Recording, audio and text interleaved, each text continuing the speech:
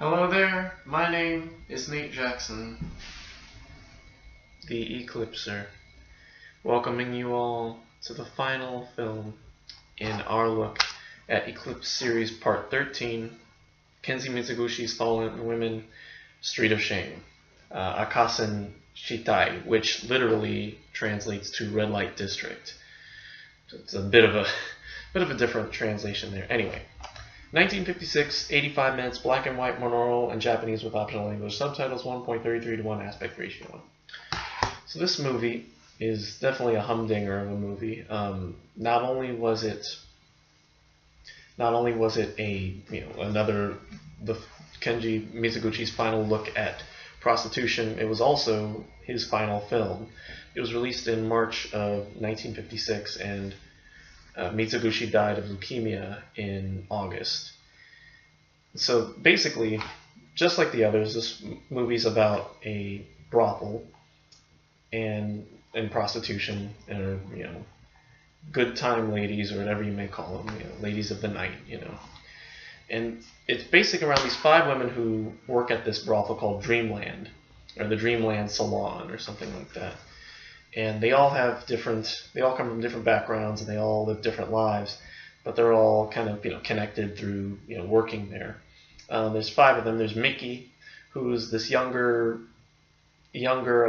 prostitute who is very rambunctious and very go-getter and all that.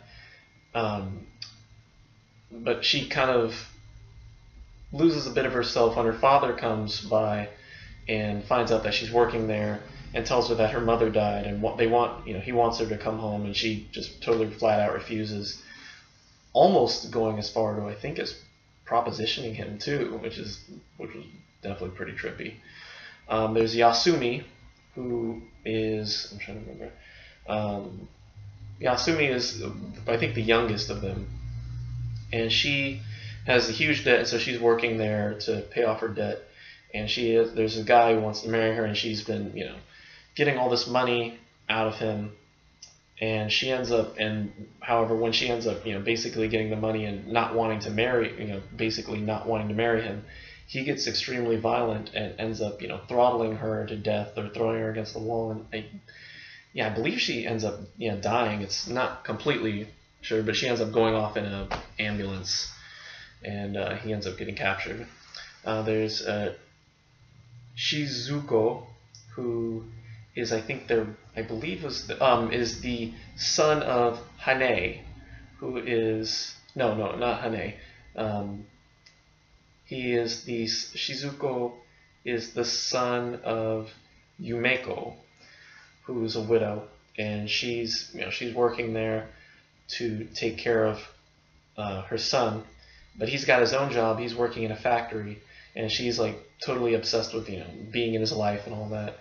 However, one night he comes to the salon and finds out that she's working there, and so he basically kind of cuts her out of her life, and she gets really depressed about it at the end. And there's also Yumeko, who is, and there's Hane, who's a woman who's, I think, the oldest of them, one of the older ones, and she works there to support her husband and her baby boy. Her husband is unemployed and can't find work, and is obviously aware of her lifestyle. But she basically runs him out, and he keeps trying to visit her, bring the baby by, and she, runs him out because he's bad business, And the oldest of them is what is her name? Yori.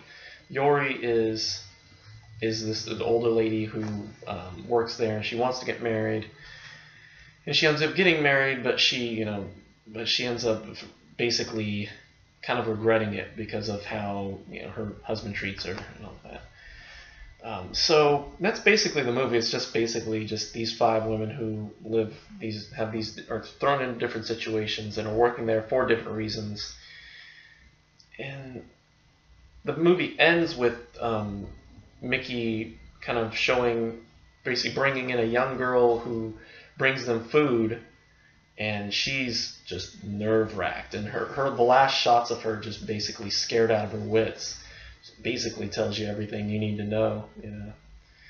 And that's the movie. The big deal of now throughout the movie, the big deal that was mentioned that this movie mentions is this anti-prostitution bill that Japan was actually working on getting passed during the time of the film.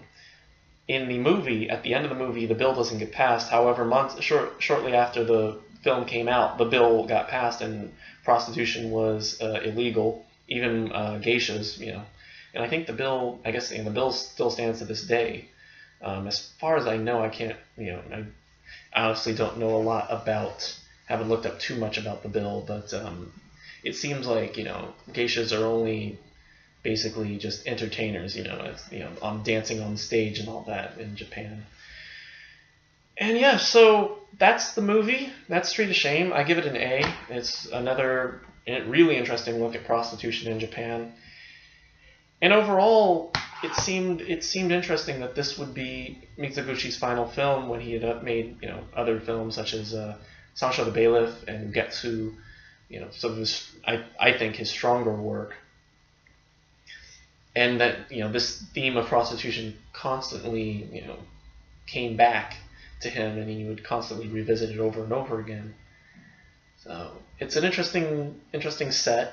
I don't know if I'm going to be picking it up, but it definitely may definitely rewatch it sometime soon, get it from the library again, and check it out again in the near future. So that's all I have for you today. Street of Shame, A.